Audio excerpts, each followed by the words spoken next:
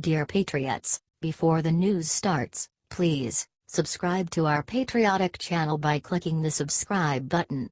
Give us a thumbs up to this video. Don't forget to leave your opinion below in the comments section. Share the news on Facebook and Twitter so you friends see it. Thank you. Trump is winning the trade war, for now. Economists like to argue that everyone is a loser in a trade war, but US President Donald Trump is chalking up some early victories.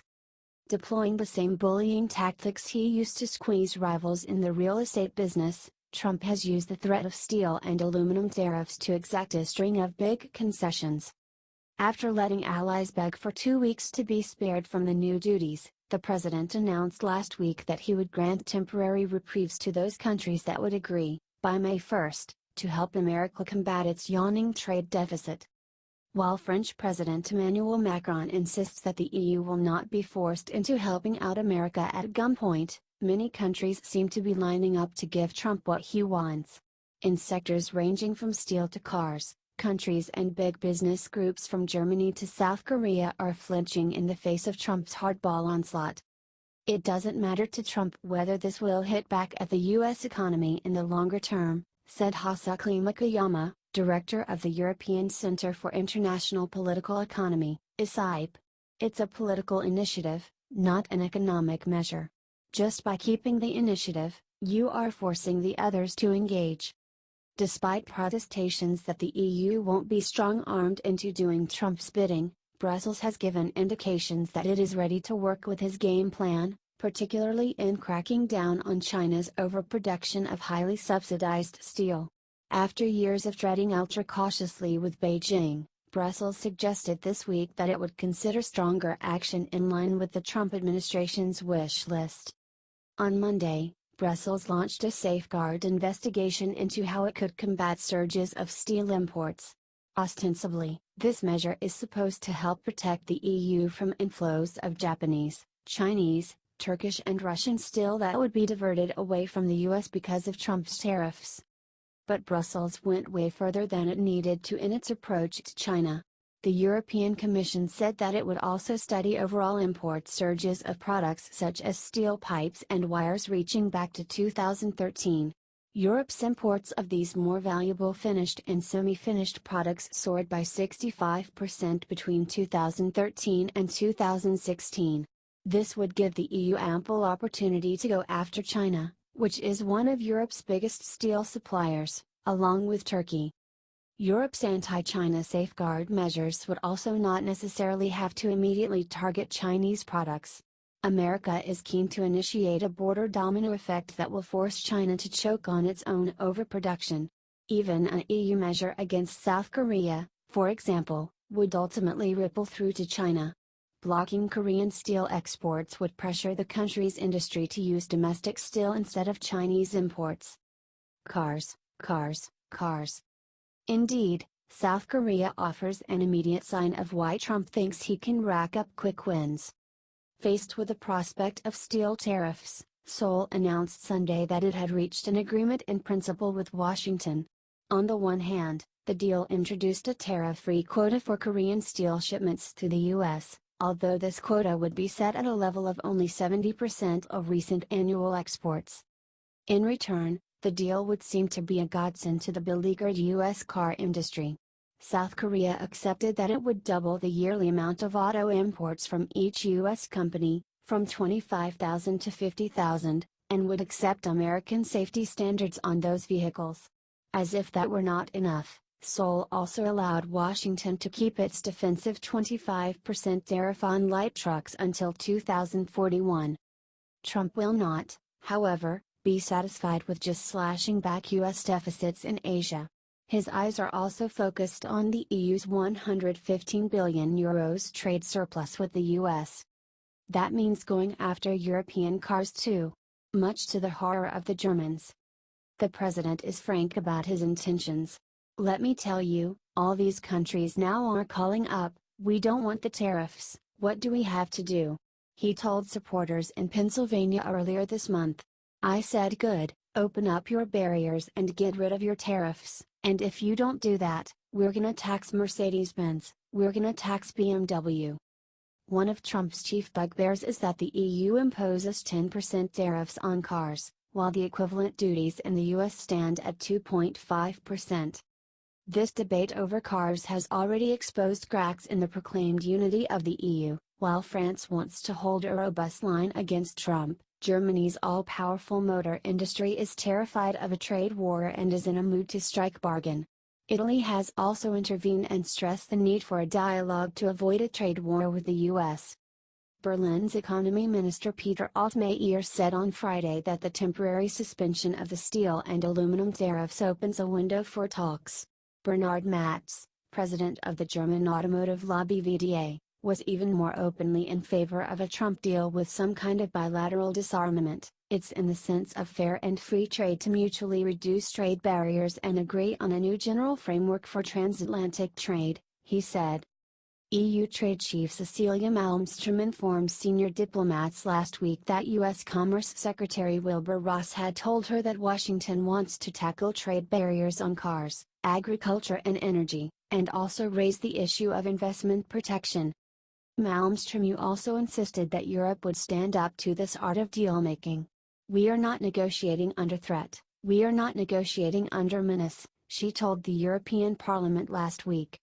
Earlier this month, she also expressed her conviction that Trump's tariffs will come back soon enough to bite him, just as the U.S. steel tariffs did back in 2002, when the resulting trade disruptions cost thousands of American jobs.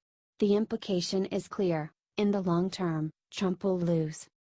"I hope that someone in the White House has read the history book," Malmström said.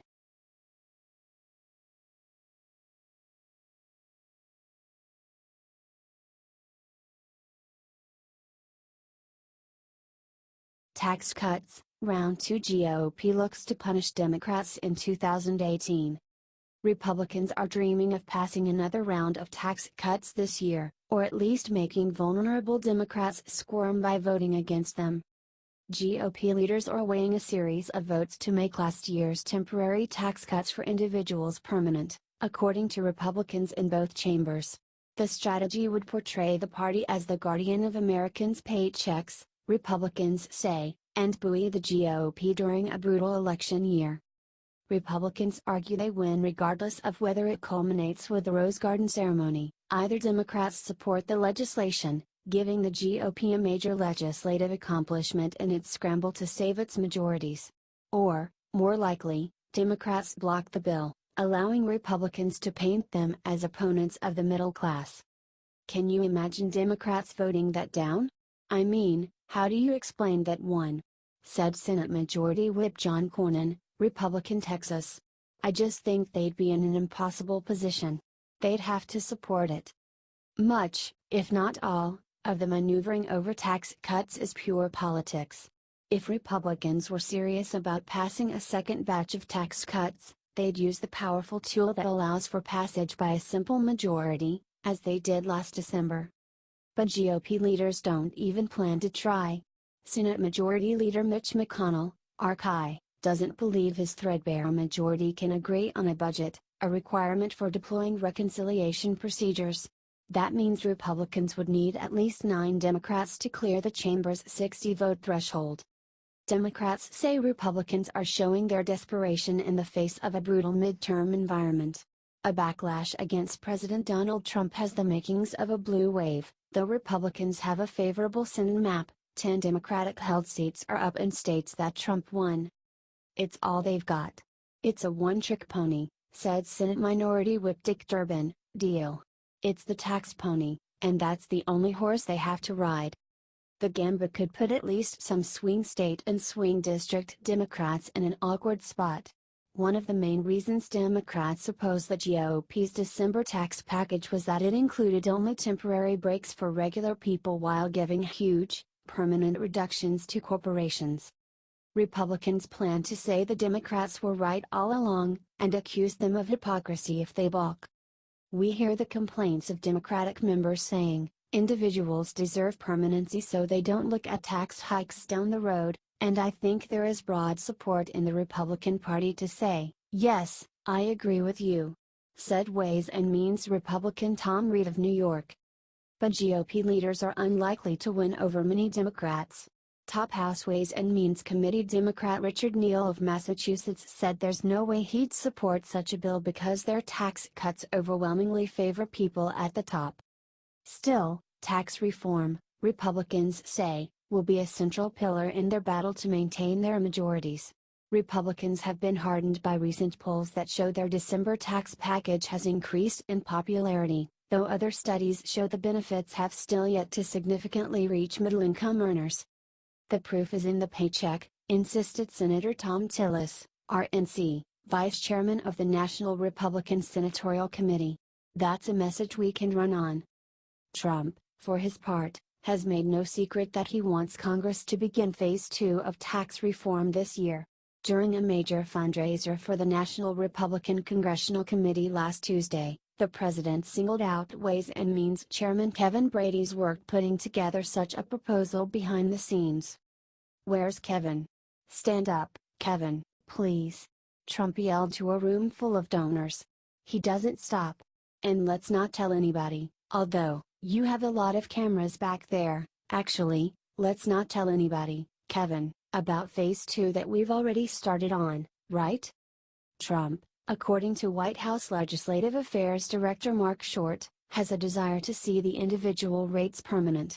Under the new tax law, reductions for corporations are permanent but will expire for individuals in 2027.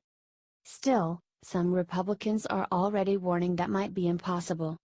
"It'd be nice to do it, but I don't think we have the votes," said Senate Finance Chairman Orrin Hatch, Republican Utah, one of the original authors of the December tax bill. Other Republicans say they shouldn't even try. Tennessee Senator Bob Corker, a fiscal hawk who contemplated voting against the last tax bill because of the high price tag, said hell no when asked if he would support such a plan.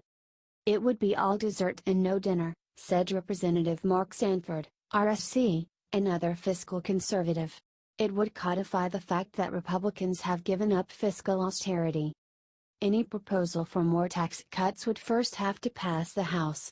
It's unclear when Speaker Paul Ryan's, Republican Wisconsin, team would put the bill on the floor, but Brady said it's just a matter of time. "We're going to give Democrats an opportunity to make the tax cuts permanent," Brady told Politico. "And that will really reveal, was it just an excuse to not give people back more of what they earned?" While such a bill would likely easily pass the House, it would then be subject to the Senate's filibuster. In interviews, incumbent Senate Democrats were largely non-committal on how they would handle a vote on making tax cuts for individuals permanent. Senator Claire McCaskill, Demo, said the party might request a vote on lowering prescription drug prices or lower health care premiums on companies that have benefited from corporate tax cuts. "All of us support middle-class tax cuts. That's not the issue," she said. And other Democrats see an opportunity to critique the GOP as fiscally irresponsible. "We'll see how many trillion that adds to the national debt," said Senator John Tester, Democrat Montana, who is likely to face a tough re-election challenge this year. And because the Senate is so narrowly divided, several red state Democrats could support the proposal and still leave it short of the chamber's 60-vote threshold. Senior Republicans are well aware of that reality. "You could tempt the Democrats on the floor to oppose that. They all said they were for those tax cuts when it was going through," said Senator John Thune of South Dakota, the number 3 GOP leader.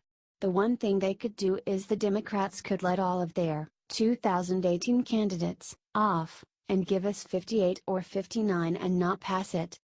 With that in mind, McConnell has made no final decision on whether to bring up a tax cut vote later this year, senators said. But he is open to it if the political calculus makes sense.